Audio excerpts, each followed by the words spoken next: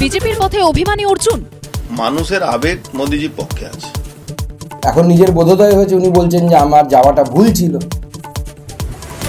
ও তো পিছন দিয়ে যেভাবে গলা কাটা হলো। বারবার দল বদলালে মানুষ তার উপরে বিশ্বাস রাখে না। খুব তাড়াতাড়ি তৃণমূল ছাড়ছেন অর্জুন। জল্পনা বাড়িয়ে ব্যারাকপুরের অর্জুনের অফিস থেকে সরানো হলো মমতা অভিষেকের সমস্ত ছবি। জায়গা পেল প্রধানমন্ত্রী সই করা শুভেচ্ছা।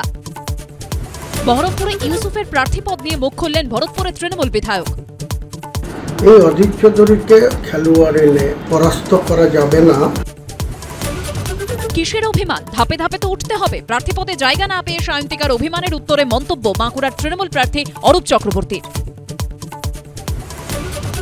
ভোটের আগে কেমন আছে শ্রীরামপুর? কি বলছেন সাধারণ মানুষ? কি বলছেন নেতা নেত্রীরা? ঘুরে দেখলেন তনিমা সেন। তারকা চুকে তারকা কেন্দ্র বিকেল 5:30টা। সিবিআই জালে জিয়াউদ্দিন সহ 3 আজ শাহজাহান সাগরেদদের কোর্টে পেশ। বিদ্রোহী অর্জুন মান ভাঙাতে আজ বাড়িতে যাবেন পার্থ ভৌমিক। ঘণ্টাখানেক সঙ্গে সুমন রাত 8টা।